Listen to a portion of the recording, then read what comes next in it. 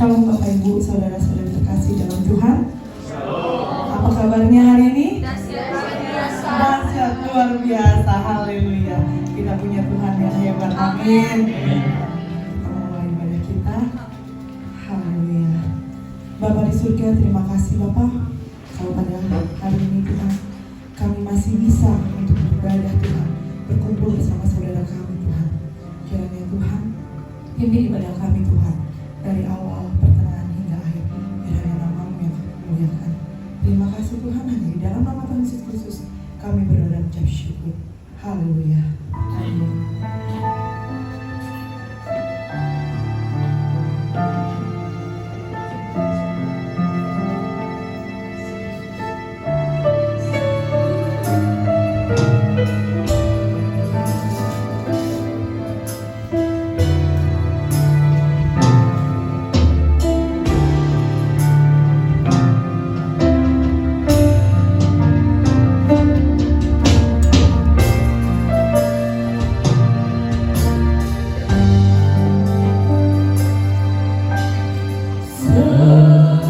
Musim berlalu, namun Kau selalu peliharaku.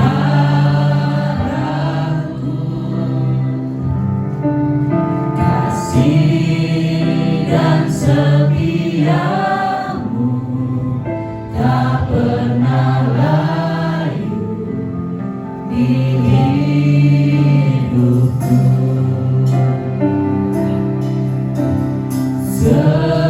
Semusim berlalu, namun Kau selalu peliharaku.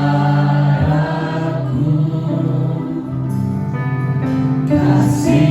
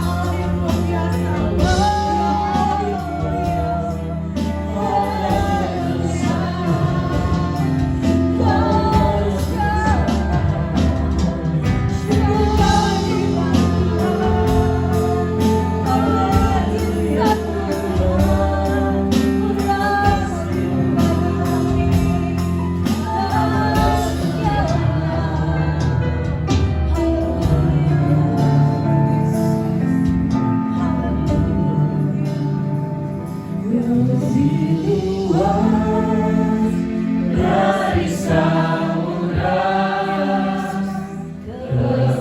kebaikan-Mu Bapa takkan habis hidupku, lebih tinggi dari cakrawala, tak terbatas kasih-Mu. Sungguh ku bersyukur, lebih luas dari samudra, kebaikan-Mu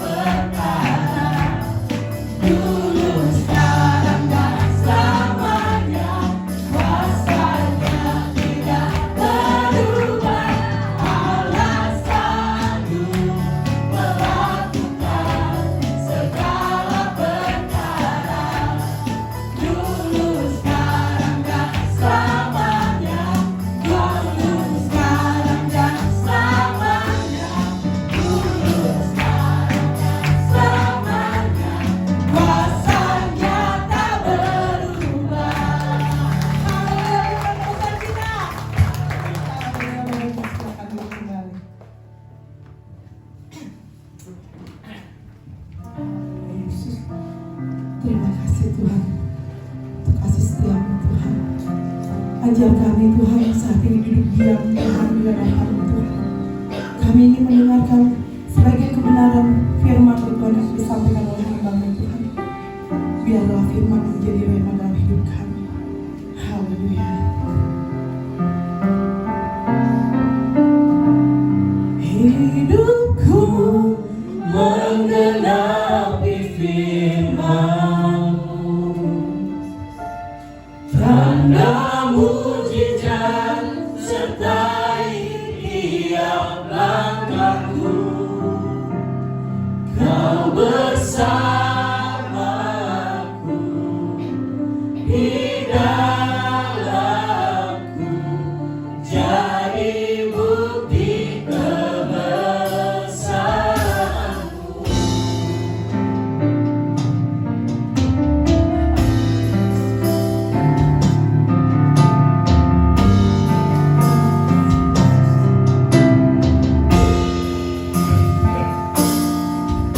Tuhan, Kau sempurna dalam rencana-Mu dan karya-Mu. Ku serahkan hidupku, murnikan dengan Roh-Mu. Tuhan, Kau sempurna dalam rencana-Mu dan karya-Mu. Ku serahkan hidupku, murnikan dengan Roh-Mu. Hidupku menggenapi firman-Mu, tanda mujizat sertai tiap langkahku. Kau bersamaku di dalamku, jadi bukti kebesaran-Mu.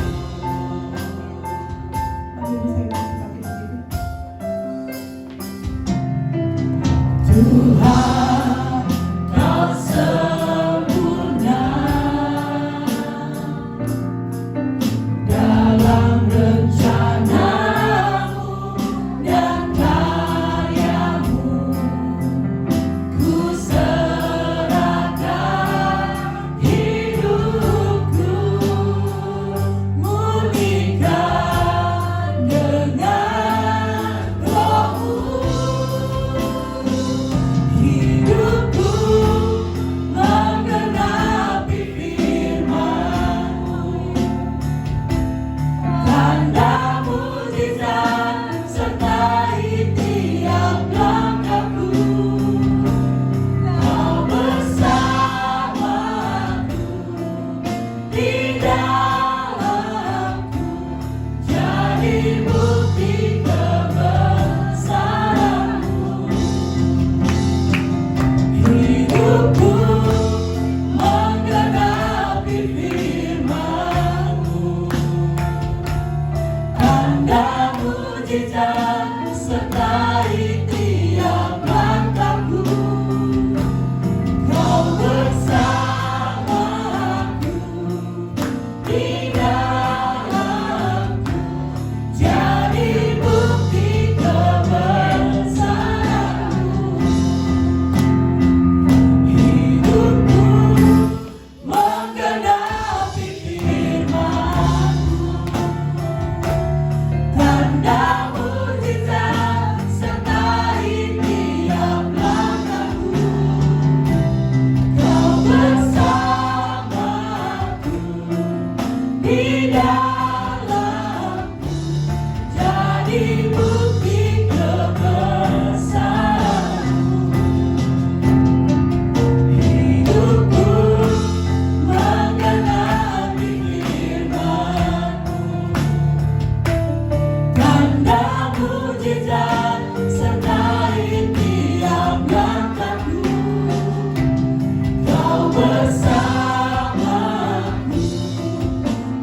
dalamku, jadi bukti kebesaranmu, jadi bukti kebesaran, jadi bukti kebesaranmu, jadi bukti kebesaran, jadi bukti kebesaranmu.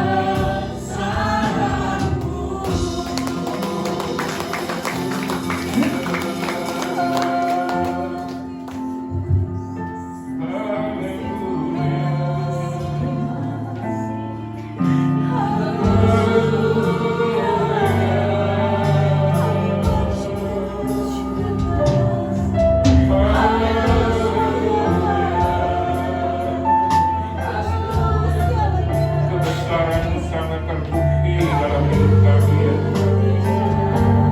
Kebesaran-Mu tidak pernah kami ragukan lagi ya Tuhan.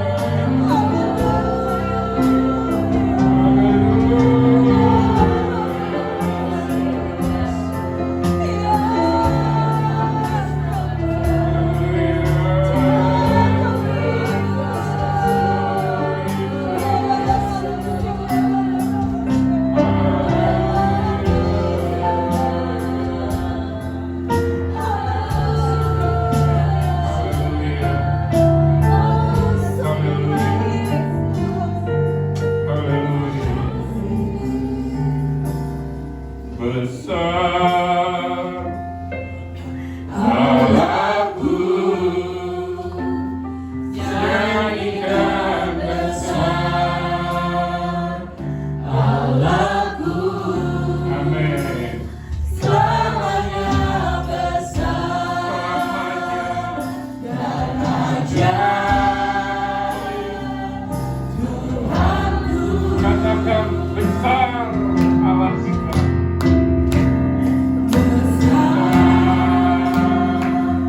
Allahku, nyanyikan besar Allahku,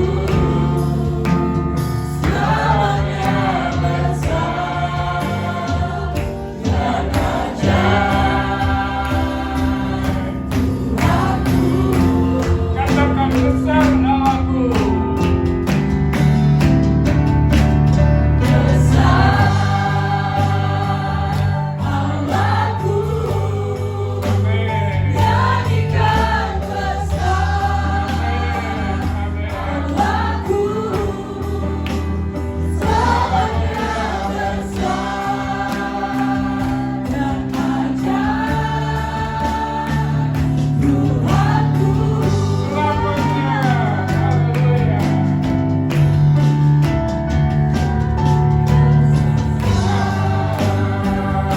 Allahku,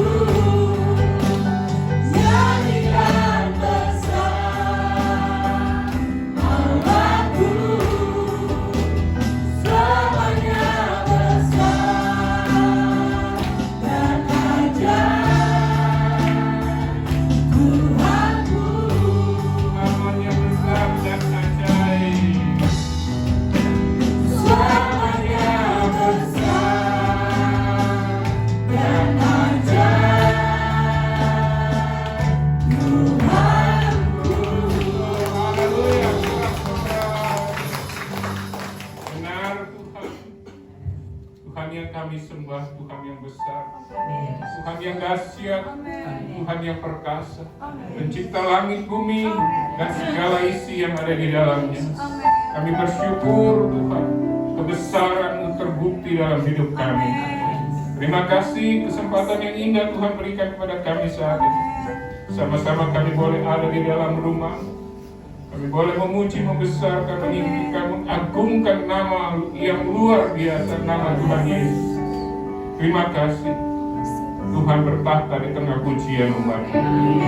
Tiba saatnya kami mau kembali dikuatkan, diteguhkan oleh kebenaran firman. Mari Tuhan Yesus sampaikan isi hati-Mu kepada kami umat-Mu di tempat ini. Lewat mulut bibir hamba-Mu ini. Biarlah kata-kata yang sederhana boleh diucapkan dan kami boleh nikmati kebenaran firman menjadi kekuatan, meneguhkan kami, mengokohkan kami, bahkan menegur kami untuk kami boleh lebih lagi di dalam. Pengurapan-Mu turun atas firman-Mu, atas hamba-Mu, atas kami semua.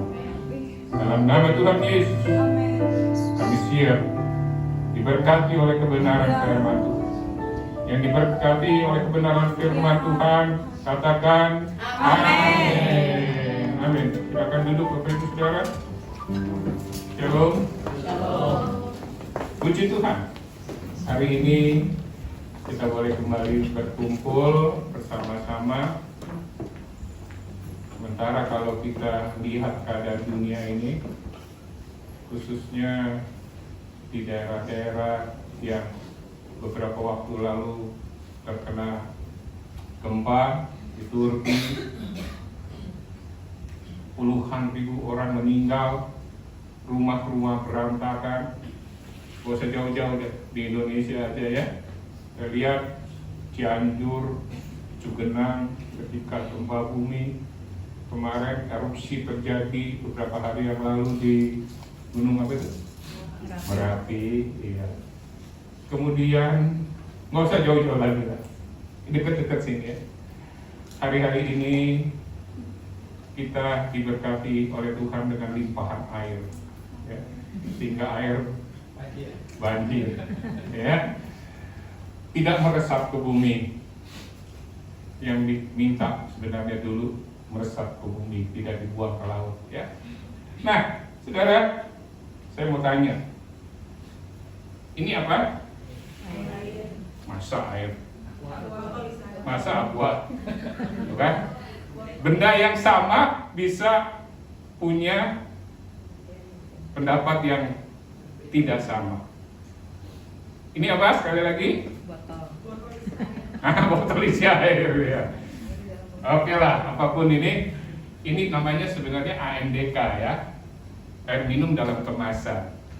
Tapi kita sebut aqua kenapa? Tapi kalau mereknya yang lain kita sebut apa? Hah? Air mineral. Tapi umumnya orang menyebutnya apa? Aqua. Baik. Ini maaf. Kalau di pinggir jalan harganya berapa? 3.000 ya. Kalau di restoran 10.000. Kalau di bandara 20.000. Bisa 20.000 ya. Kalau di padang pasir 1 juta. bisa.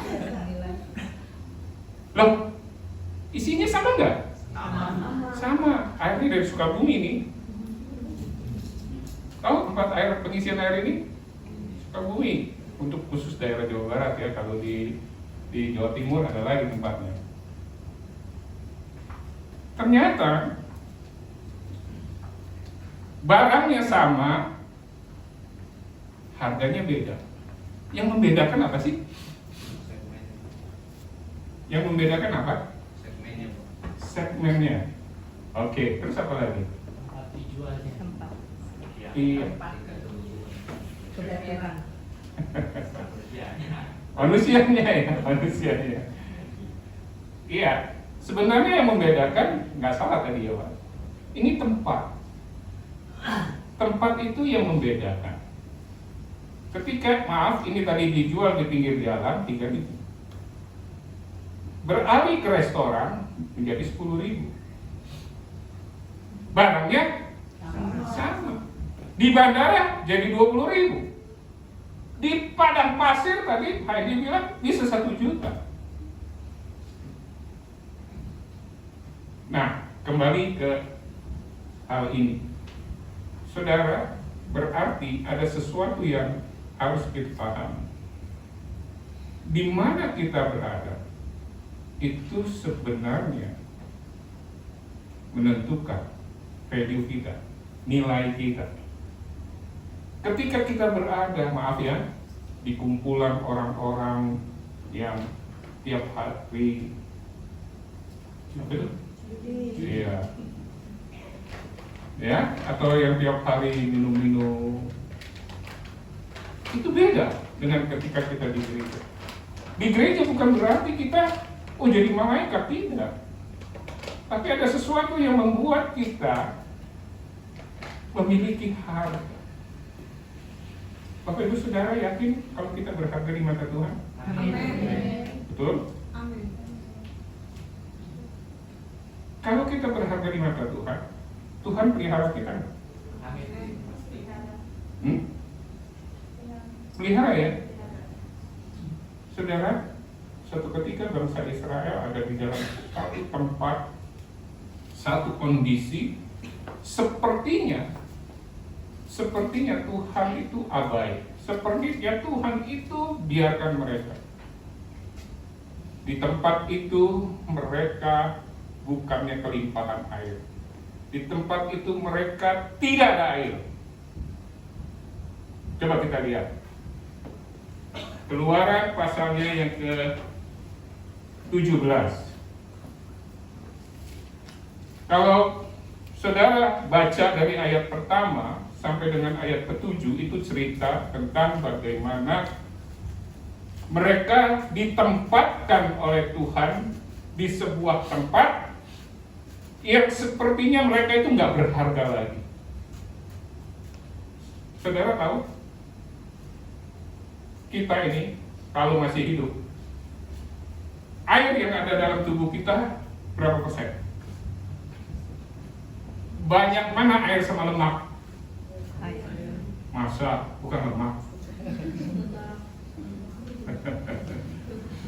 Menurut penelitian, air itu mendominasi tubuh kita sekitar 60%.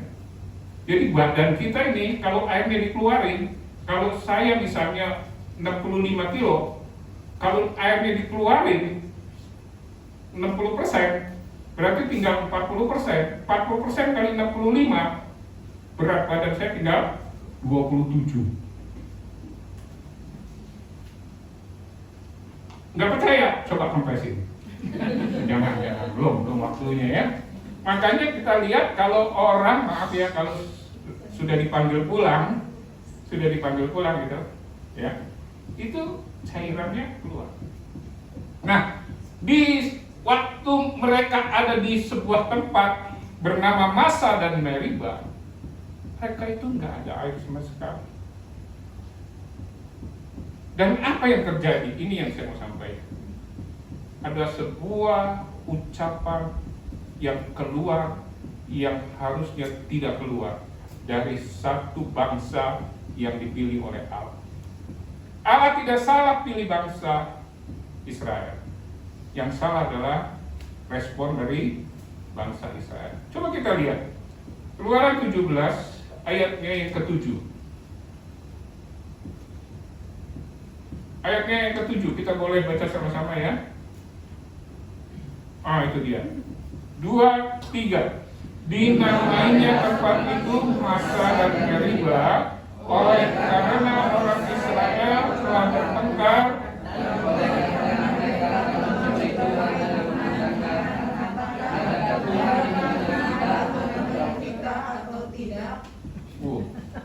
ini bacanya pur ya. Adakah Tuhan di tengah-tengah kita atau tidak? Bapak Ibu Saudara mungkin pernah ya, saudara mengatakan ini, nggak tahu saya, tapi saya pernah. Saya waktu itu beberapa waktu lalu kan sempat juga bersaksi ya. Bagaimana kondisi yang menyebabkan saya bilang, Tuhan ini ada nggak sih? Kalau Tuhan ada, kok Tuhan nggak tolong saya? Saudara hari ini mungkin sedang mengalami kesulitan, bukan soal air, karena air di Indonesia melimpah, apalagi Tangerang banjir. Tapi mungkin itu kesulitan dari hal yang lain, kesulitan ekonomi, kesulitan dalam rumah tangga, dalam keluarga, dalam pekerjaan, dalam usaha, bahkan mungkin dalam kesehatan. Saya mau beritahu bahwa yang namanya kesusahan, yang namanya tekanan itu sudah ada sejak Adam dan Hawa jatuh dalam dosa. Ketika mereka melanggar apa yang disabdakan oleh Tuhan, manusia mengalami apa yang disebut dengan kesulitan. Tapi ini yang perlu kita ketahui sebagai anak-anak Tuhan. Dari dulu mungkin ya kita sudah merasakan ini belum sekolah, kok ini datang lagi, yang ini belum selesai, kok datang lagi. Jadi sepertinya kesulitan, kesesatan, pergumulan itu datang silih berganti. Sampai mungkin di luar sana dia bilang, ada nggak sih Tuhan? Kalau Tuhan ada, kenapa kok saya masih seperti ini? Nah, saya mau beritahu, ada beberapa hal yang membuat kita tetap yakin bahwa Tuhan tidak pernah berubah. Amin. Tuhan Allah kita bisa nyanyi dan kita bisa alami itu. Bukan hanya waktu yang lalu, bukan hanya kemarin, tapi hari ini dan seterusnya. Amin. Beberapa hal yang saya mau sampaikan. Bapak Ibu Saudara yang dikasihi Tuhan, ada beberapa hal yang harus kita tahu dalam kita menghadapi kesulitan, dalam kita menghadapi pergumulan. Yang pertama, kita menyebut dia Immanuel, Allah beserta kita. Betul? Nah, betul nggak sih Allah beserta kita? Yakin? Buktinya mana? Masih hidup sampai hari ini. Buktinya masih hidup sampai hari ini. Amin. Haleluya. Ya, betul. Ya. Berarti kalau orang yang sudah tidak hidup itu tidak disertai Tuhan? Enggak juga ya. Kita masih bisa berjalan. Kita masih bisa bernafas. Kalau tiap pagi saya dengan istri kami berdoa begini, terima kasih Tuhan, kami masih bisa menggerakkan seluruh tubuh, berfungsi dengan baik. Sambil digerak-gerak, sampai malah kadang-kadang bunyi. Kalau udah bunyi, itu rasanya enak banget ya. Terus berdoanya juga gitu. Terima kasih Tuhan, organ-organ tubuh kami masih berfungsi dengan baik. Berapa banyak sekarang mereka yang ada di rumah sakit karena organ tubuhnya tidak berfungsi dengan baik. Entah itu jantungnya, entah itu livernya, entah yang lain. Saudara, ingat, Allah tidak pernah tinggalkan kita. Di dalam setiap kesesakan, Tuhan tidak pernah meninggalkan kita sebab kita adalah miliknya. Amin. Amin. Coba kita lihat Yesaya pasal 46 ayatnya yang keempat. Yesaya 46 ayatnya yang keempat. Apa katanya? Sampai masa tuamu, Aku tetap dia. sampai masa tuamu, aku tetap dia. Terus?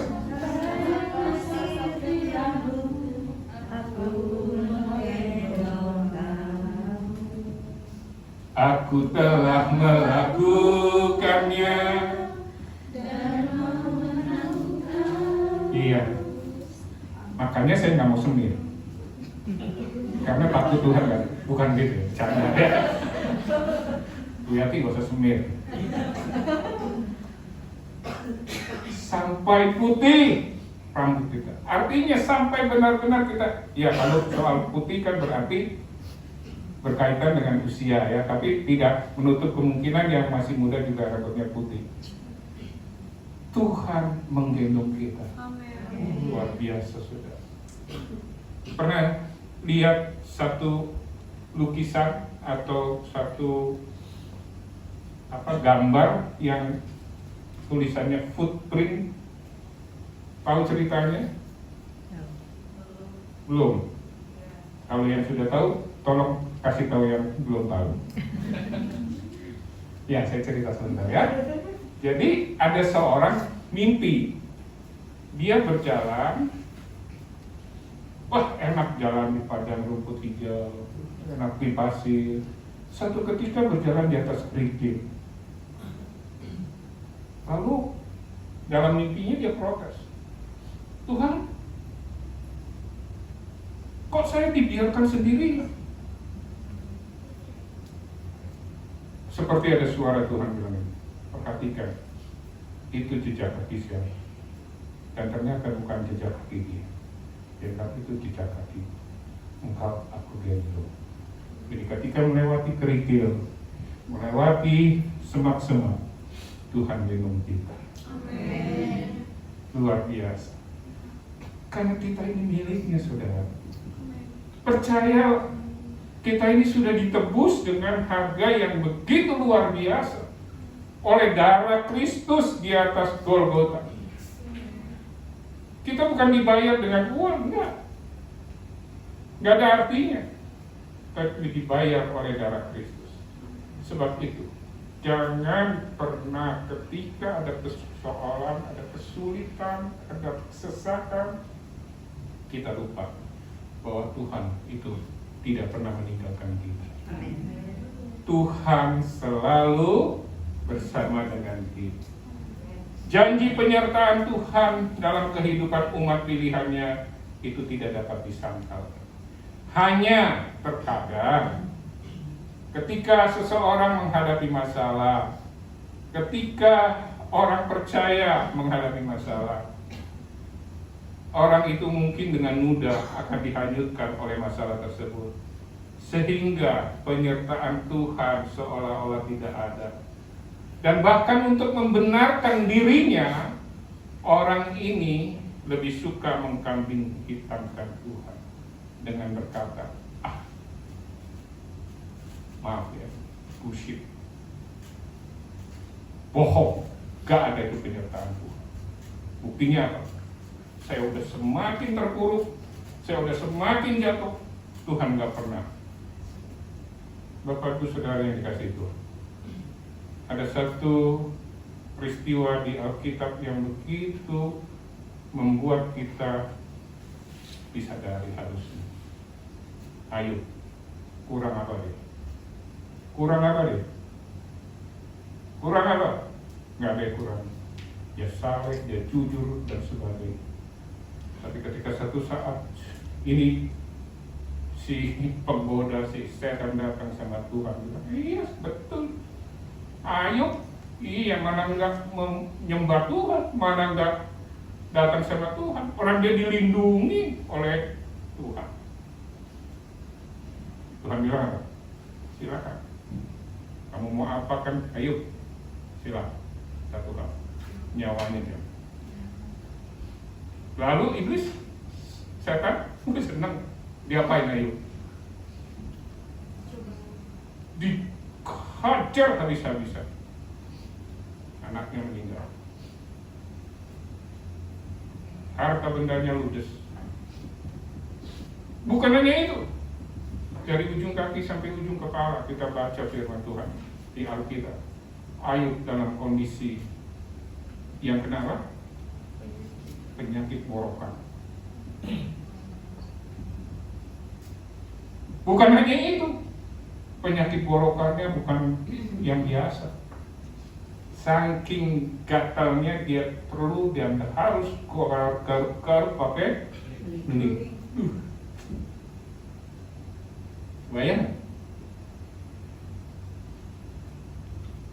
Tapi dalam hal itu Alkitab mencatat Ayub tidak bersalah dengan perkataan. Bahkan ketika istrinya bilang, ngapain kan? Udah hujat aja Tuhan Allah dan mati kan. Bayangin, pendampingnya yang harusnya memberikan kekuatan. Karena seorang istri itu perlu menjadi penolong kan, bukan perongrong. Dia harusnya memberikan kekuatan. Tuhan izinkan ini ada maksud Tuhan. Tidak. Dan luar biasa, Ayub lulus dan lolos. Akhirnya apa? Tuhan berkati dia double-double. Oke. 2 kali kan anak-anak, hartanya. Kenapa? Karena dia tetap yakin Allah tidak akan meninggalkan dia. Karena itu hari ini kalau ada di antara kita yang sedang mengalami kesulitan, sedang mengalami kesesatan, mengalami apapun, tetap yakin Allah Immanuel. Dia nggak pernah tinggalkan kita. Saudara, beberapa tahun yang lalu, tepatnya tahun 2003 ya. Udah berapa tahun tuh ya? Udah hampir 20 tahun ya. Saya ibadah di sebuah tempat di Bogor, dan tempat itu akhirnya tidak boleh kami pakai lagi. Sama pemiliknya kami tidak boleh pakai. Wah, kita bingung. Bingung nggak? Lo kan punya Tuhan. Tetap aja bingung ya, tetap bingung. Sekarang manusia tetap bingung. Tapi kita berdoa. Dan Tuhan tidak pernah tinggalkan. Tuhan yang sama juga tidak akan tinggalkan saudara. Amin. Kalau semuanya itu Tuhan izinkan, pasti Tuhan punya rencana yang ini.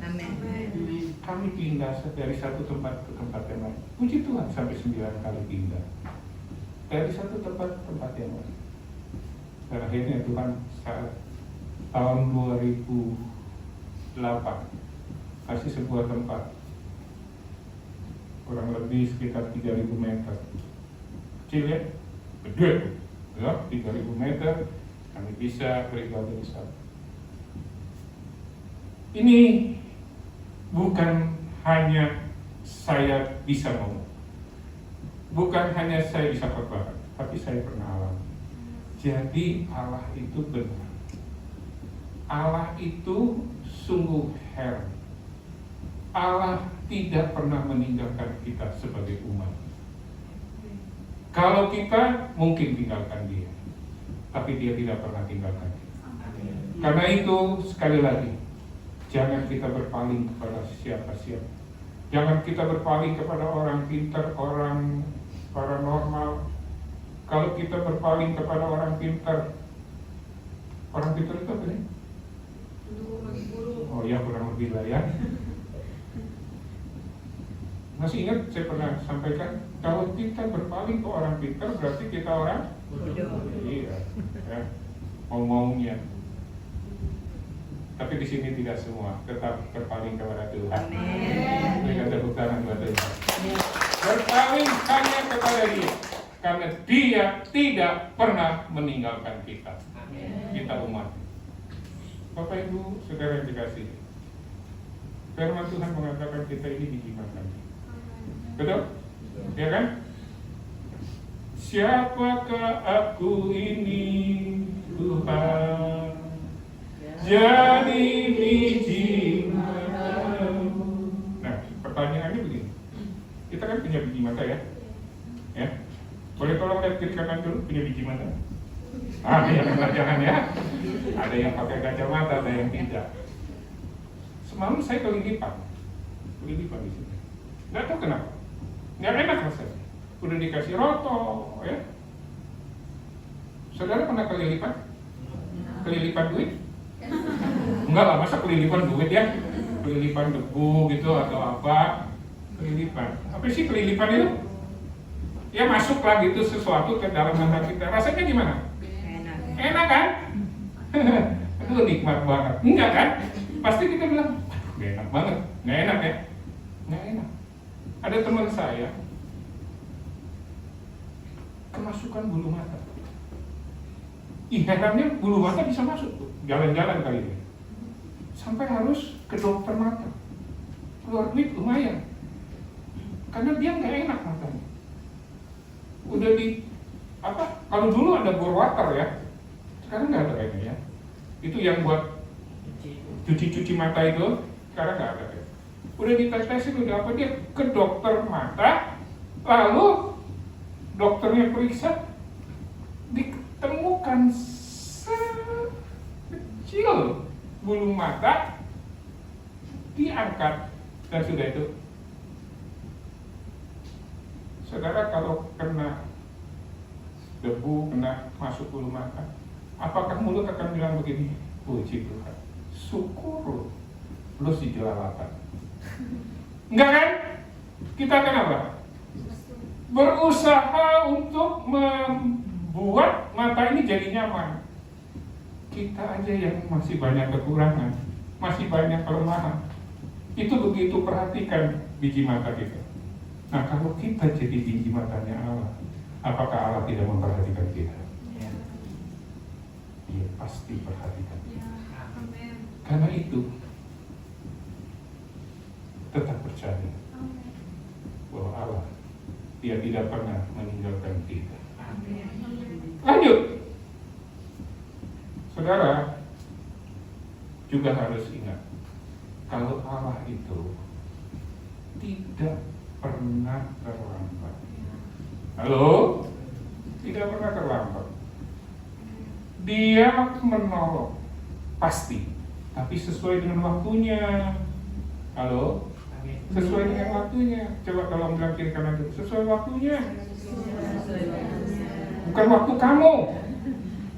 Waktunya Tuhan.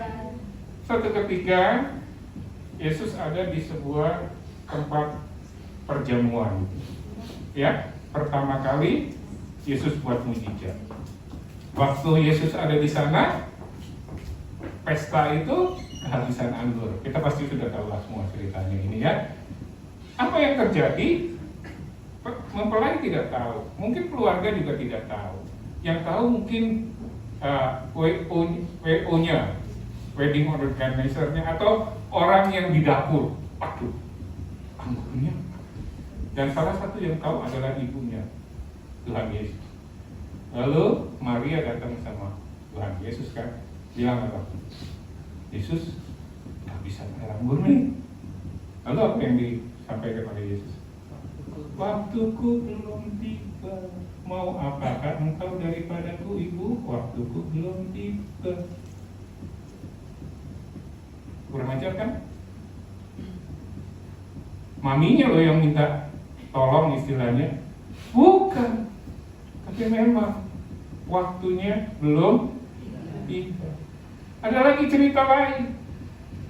Pada saat itu Yesus diberitahu setelah beberapa waktu kemudian, ada orang yang dia kasihi sakit. Keluarga ini keluarga yang juga sayang sama Tuhan. Kasih kabar. Kalau kita dikasih kabar orang yang kita kasihi, orang yang kita sayangi sakit, kita segera enggak?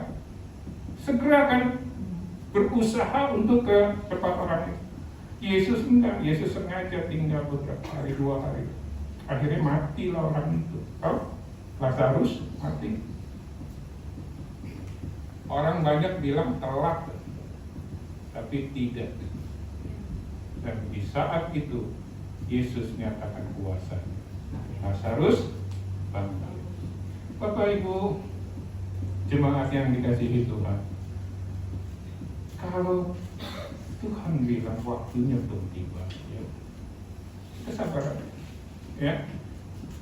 Waktu kita bukan waktunya Tuhan. Sekalipun permintaan kita itu mendesak, sekalipun kelihatannya udah di ujung, tapi kalau Tuhan bilang tunggu, mari kita belajar untuk tunggu. Kecenderungan manusia adalah menjadikan doa mereka kepada Tuhan seperti lampu ajaib. Sekarang doa, Tuhan tolong, saya lagi nggak ada duit, tolong hepeng saya tinggal 1.000 misalnya ya. Maunya nanti sore duit udah dapat. Cara Tuhan nggak begitu. Cara Tuhan sampai kita benar-benar merasa tidak berdaya lagi. Tuhan itu kok suka begitu sih? Bukan, Tuhan itu mau menguji iman kita. Sampai seberapa dalamnya iman kita tertanam di dalam Tuhan. Oleh karena itu, yang paling kita perlu tahu, yang pertama adalah tadi apa? Allah tidak pernah tinggalkan kita. Yang kedua, Allah menolong kita sesuai dengan waktu Tuhan. Waktunya Tuhan itu tidak pernah terlambat, dan waktunya Tuhan tidak pernah terlalu cepat.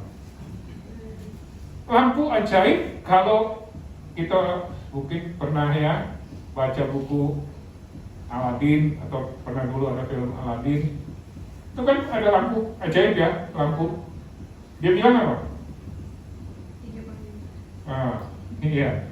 Kalau dia meminta sesuatu, dia bilangnya apa? Gua minta sesuatu dong, enggak kan? Dia bilang simsalabim abrakadabra. Oi, terus tiba-tiba makanan ada di meja tuh ya. Ada puyung hai, ada capcay, ada siomay, ada barongsai. Oh ya, apa banyak gitu. Enggak begitu. Enggak begitu. Ya. Nah, ini yang harus kita pahami dan kita sadari. Kita terus berdoa. Sekalipun seolah-olah sepertinya dalam tanda kutip belum ada jawabannya, tetap berdoa. Tetap percaya Allah pasti menolong. Sesuai dengan waktunya. Jangan dengan waktu kita paksa Tuhan. Waduh, siapa kita? Kita paksa Tuhan. Pokoknya, kalau udah ngomong pokoknya kan repot ya. Maaf ya, kita tahu saudara-saudara kita, mereka bilang pokoknya nggak mau tahu. Ya, beberapa waktu yang lalu kita tahu ada kebaktian didatangi, teriak-teriak, suruh bubar. Sekarang orangnya ditahan. Bagus ya. Buat contoh, tidak menghargai, padahal negara kita menghargai kebebasan beragama. Dia teriak-teriak, lihat videonya kan, teriak-teriak, udah ditahan sama Polda setempat. Kalau mereka udah ngomong pokoknya, kita bingung kan juga. Tapi kalau kita sama Tuhan, mari jangan bilang pokoknya Tuhan, kalau hari ini Tuhan nggak tolong saya nggak mau ke gereja lagi. Sorry, emang siapa kita? Aduh, ada nggak orang seperti itu? Di sini? Nggak ada lah ya. Nggak ada orang seperti itu. Di luar banyak tuh orang begitu. Pokoknya Tuhan, kalau dalam minggu ini saya belum ketemu jalan keluarnya, saya nggak mau jadi, nah gitu misalnya ya, apakah jadi pemusik, jadi WR, nggak, bukan WR sini ya.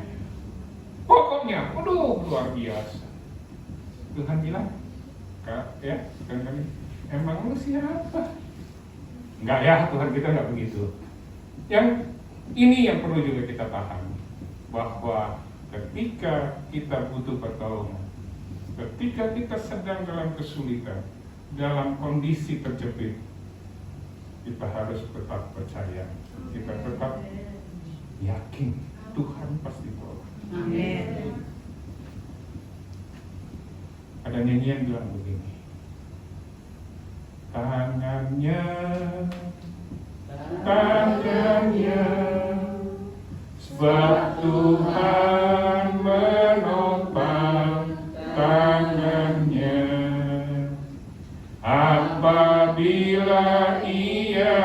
satu. Saat Tuhan menopang tangannya. Tangan siapa yang ditopang? Tangan kita, saudara. Yang menopang itu Tuhan. Tidak dibiarkan kita tergeletak. Orang benar boleh jatuh 7 kali dan 7 kali dia bangkit. Ini yang harus kita pahami.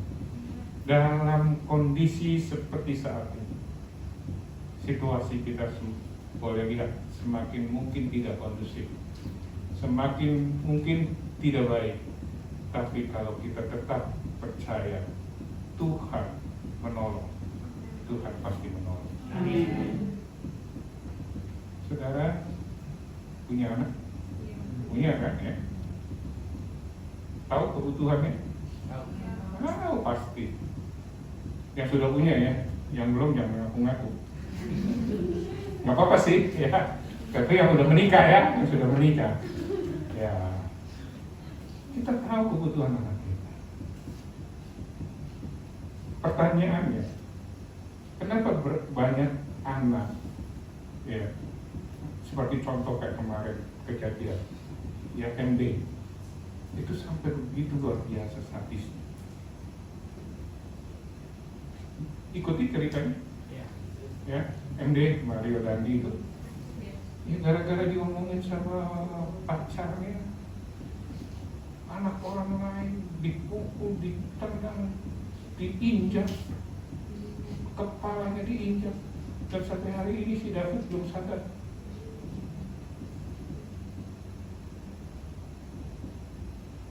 Kenapa? Kenapa? Kalau saya pelajari, karena papa mamanya selalu nurutin keinginannya. Jadi nggak baik juga anak itu keinginannya dituruti. Kalau kebutuhannya dituruti dia. Saya sempat di tempat lain saya cerita dulu waktu kami tinggal di Bandung. Gaby itu masih kecil, Gaby itu anak yang nomor 1. Sekarang sudah menikah, sudah punya Tuhan karunia enak. Dia waktu kecil kita main ke sebuah supermarket ya di Bandung. Lalu dia mau boneka. Saya sama istri sudah sepakat. Kalau saya bilang enggak, istri juga bilang enggak. Kalau istri bilang enggak, saya juga enggak. Dia mau, dan dia mau. Kita cerita tuh akhirnya sekarang gede ini, masa gitu ya pikir dia mau, kita nggak pilih. Wih, bapaknya pelit, enggak. Kita mau mengajar, karena di rumah masih banyak mainan. Dia ngegerong-gerong, tahu apa ngegerong-gerong? Nangis, guling-guling, jadi perhatian orang apa-apa. Akhirnya berhenti sendiri. Nah, berapa banyak anak-anak sekarang tidak seperti ini? Saya bukan, wah itu paling bagus enggak ya, tapi ini pengalaman. Kalau anak mau apa, dituruti. Keinginan itu hati-hati, bisa membuat orang seperti tadi maaf, ya. Tapi kalau kebutuhan itu tidak. Karena itu, kalau kita bapak yang masih banyak kelemahan kekurangan, ibu yang masih banyak kelemahan kekurangan, peduli dengan anak, apalagi bapak kita di surga. Dia yang sempurna, dia peduli dengan kita. Dia pasti mencukupkan kebutuhan kita, bukan keinginan kita. Apa sih bedanya keinginan sama kebutuhan? Ayo, dari tadi keinginan, kebutuhan, apa bedanya? Ayo, siapa tahu? Kata dia. Kalau keinginan apa? Keinginan itu adalah sesuatu yang sebenarnya dia belum perlu gitu loh. Ya, dia belum perlu sebenarnya. Tapi kalau kebutuhan, betul dia perlu. Contoh, maaf ya. Kalau anak di rumah sepatunya udah nyelangap itu apa? Nyelangap apa? Hah? Oh, itu nggak bagus sepatunya. Nyelangap kayak mulut buaya gitu ya. Udah kebuka begitu. Terus dia bilang gini, Ayah, ibu, tolong dong beliin sepatu. Ini keinginan atau kebutuhan? Kebutuhan. Tapi kalau sepatunya masih bagus, terus dia bilang, Pak, Ma, atau ayah, ibu, tolong dong beliin sepatu Nike yang harganya 3 juta. Itu keinginan apa kebutuhan? Wih, pinter loh. Iya enggak lah ya, itu aja pasti kita tahu. Jadi kalau itu kebutuhan, pasti tidak diragukan Tuhan berikan kepada kita. Yang terakhir. Jadi yang pertama apa tadi? Tuhan tidak pernah meninggalkan kita. Tuhan beserta kita. Yang kedua, Tuhan menolong tepat pada waktu. Yang ketiga, ini yang juga kita perlu tahu. Kita perlu pahami, kita perlu percaya. Tuhan itu menolong nggak sama antara si A sama si B. Beda-beda, ya. Kadang-kadang ada yang suruh cuman berdoa aja, pertolongan datang. Tapi kadang-kadang ada orang yang disuruh usaha, baru ada pertolongan. Contohnya, pada saat Samaria dikepung, ya, pada waktu itu Raja Yosafat itu sungguh dalam kondisi takut luar biasa. Pasokan air sudah di blokade, makanan udah nggak ada. Apa yang terjadi? Mereka hanya diminta oleh Tuhan untuk berdoa. Berdoa. Lalu Yosafat bilang kepada seluruh rakyatnya, mari kita sama-sama berdoa. Tersungkur kita menyembah Tuhan. Dan ajaib, Tuhan yang berperang ganti mereka. Coba kita lihat ayatnya. 2 Tawarik 20 ayat 17.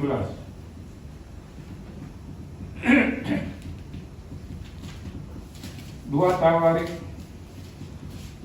20 ayatnya yang ke-17.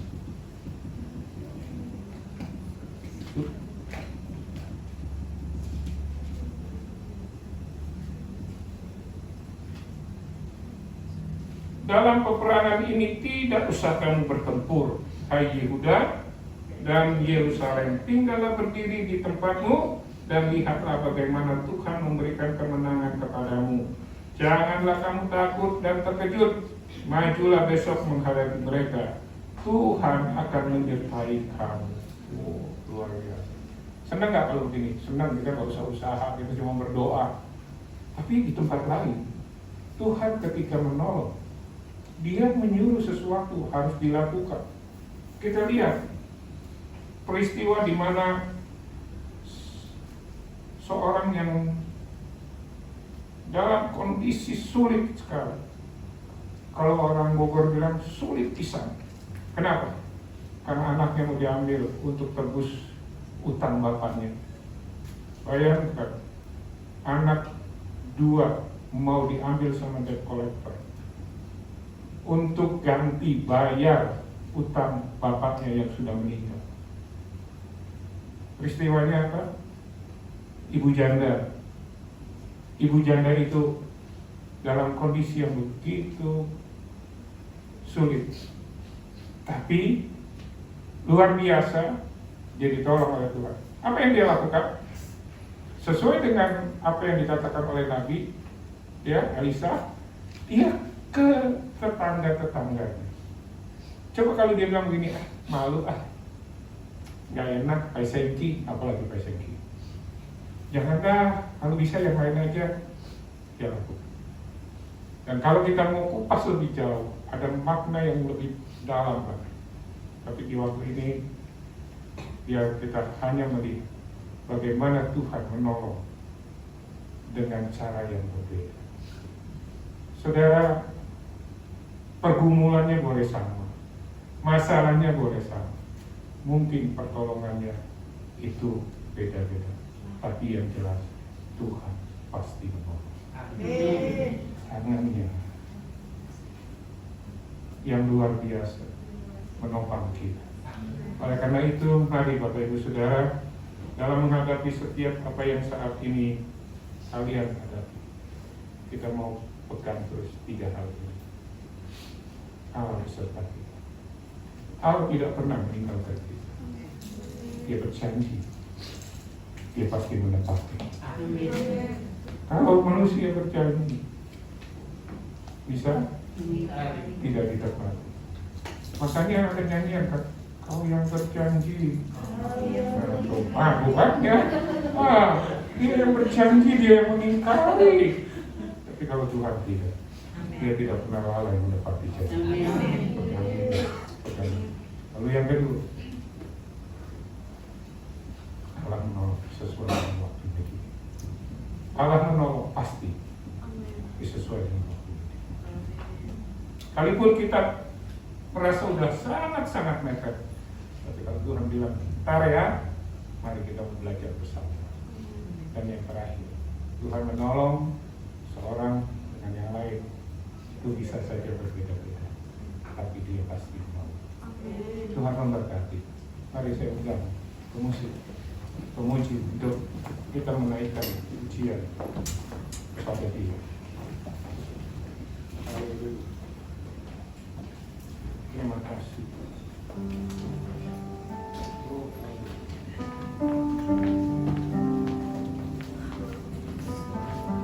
Saat ku tak melihat jalan, ku tak melihat jalanmu. Saat ku tak mengerti rencanamu, namun tetap ku pegang janjimu. Saat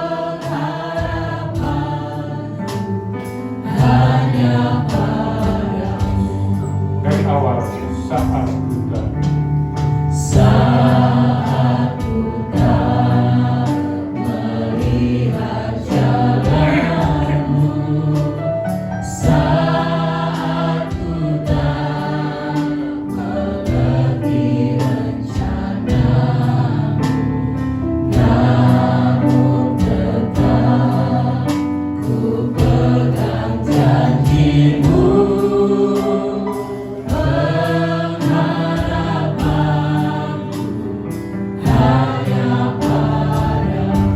Hatiku percaya, hatiku percaya,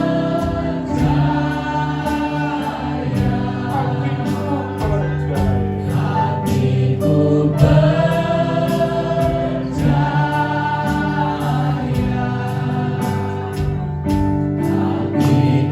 percaya,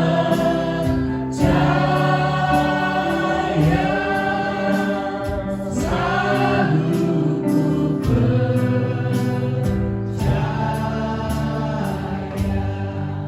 Sementara musik mengalun dengan lembut, Bapak Ibu Saudara jemaat yang dikasihi Tuhan, mungkin gembala saudara tidak tahu apa yang menjadi persoalan saudara. Saya tidak tahu apa yang menjadi kesulitan yang saat ini kau hadapi, tapi Tuhan tahu. Tuhan tidak pernah meninggalkan kita.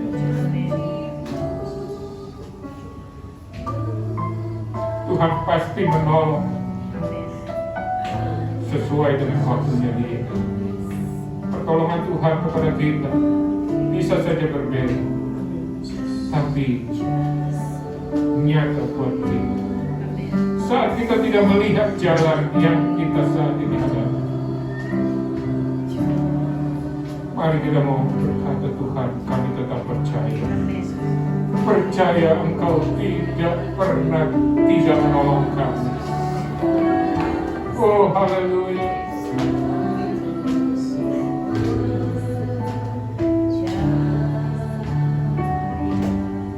Bagi Bapak Ibu Saudara yang sungguh-sungguh rindu untuk mengalami pertolongan Tuhan, yang percaya Tuhan pasti tolong, Nyanyikan ini sambil bangkit berdiri. Saat ku tak melihat jalan. Saat ku tak melihat jalan, saat ku tak mengerti rencana, namun tetap ku pegang janji-Mu, pengharapanku hanya pada Hati kami percaya. hatiku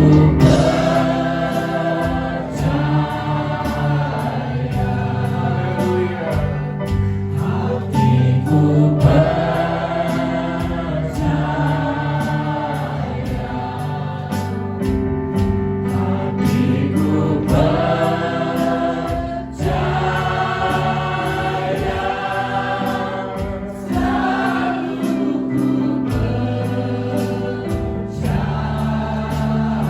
Hatiku percaya. Selalu ku percaya.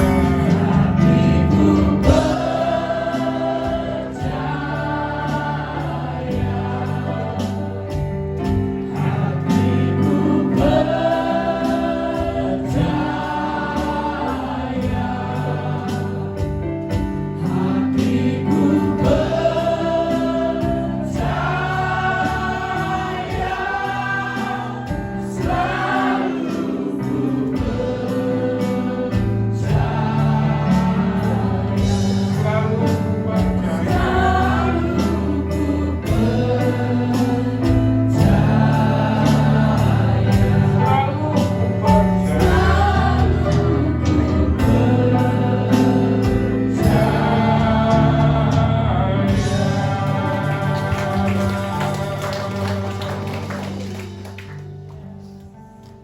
Terima kasih Bapak, kebenaran firman boleh kami dengar, dan biarlah bukan hanya kami dengar, tapi kami mau praktekkan dalam hidup kami.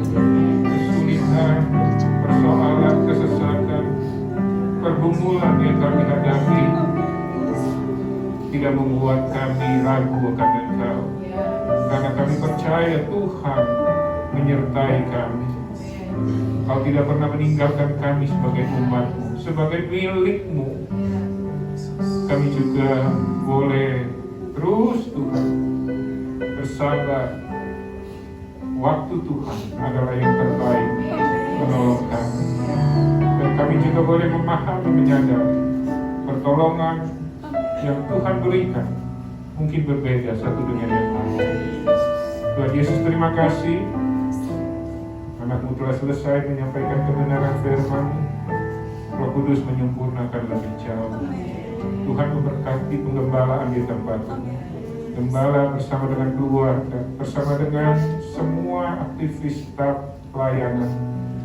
Tuhan memberkati umat-Mu di tempat ini. Apapun yang menjadi pergumulan dari jemaat-Mu di tempat ini, Tuhan pasti buka jalan. Karena Tuhan yang kami sembah adalah Tuhan yang hidup, Tuhan yang luar biasa. Segala hormat kemuliaan hanya bagi nama. Terima kasih. Dalam nama Tuhan Yesus, kami mengucap syukur dan sudah terima berkat kebenaran firman. Haleluya, yang diberkati sama-sama katakan amin. Puji Tuhan. Kita duduk. Haleluya, terima kasih buat Bapak Ibu untuk firman yang telah disampaikan. Sungguh luar biasa. Ada satu kesaksian. Apa yang disampaikan Tuhan saat ini melalui hamba-Nya padamu, itu pernah saya alami. Satu ketika saya hanya memiliki uang Rp1.000. Betul Pak. Jadi pada saat itu juga anak saya yang kecil menangis karena lapar. Sedangkan kami nggak punya sebutir beras pun nggak punya. Mengandalkan manusia pasti akan kecewa. Tapi pada saat itu saya ke kamar, saya tutup pintu, saya berdoa. Tuhan, saya nggak minta Engkau kasih sama saya uang. Orang datang ngasih uang. Saya kalau ngobrol sama Tuhan itu kayak ngobrol sama bapak sendiri, jadi ya suka-suka saya gitu, karena itu kan bapak saya. Jadi saya bilang, saya cuma minta satu, Tuhan tolong kasih saya satu pekerjaan. Kenapa? Karena saya butuh pekerjaan itu. Sama seperti Pak Danu bilang, kebutuhan akan Tuhan jawab secepat kilat. Pada saat itu tiba-tiba ada yang ketok pintu, dia minta tolong, Mama Mercy bisa minta tolong nggak anterin saya ke gereja. Waktu itu saya nganter ngojek di gereja GPD. Nah, pada saat itu saya nggak tahu kalau itu jawaban Tuhan. Jadi saya, oh iya Pak, sebentar ya, saya cuci muka, saya berangkat, saya anter, dan dikasih uang. Dan saya nggak ngarepin itu, saya bilang karena orang itu memang orang yang baik bagi keluarga saya juga.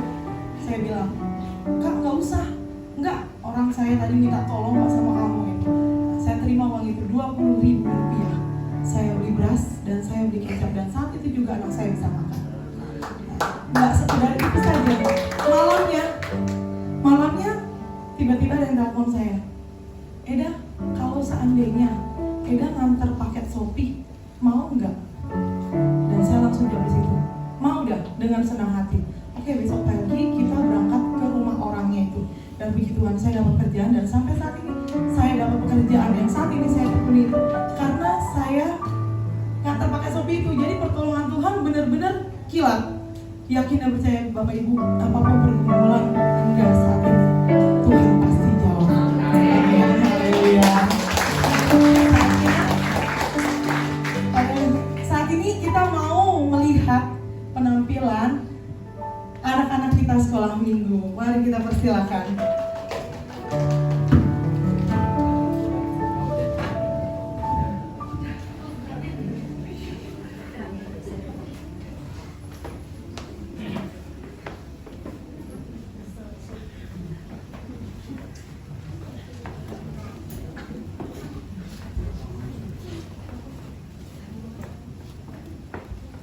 Haleluya, beri tepuk tangannya.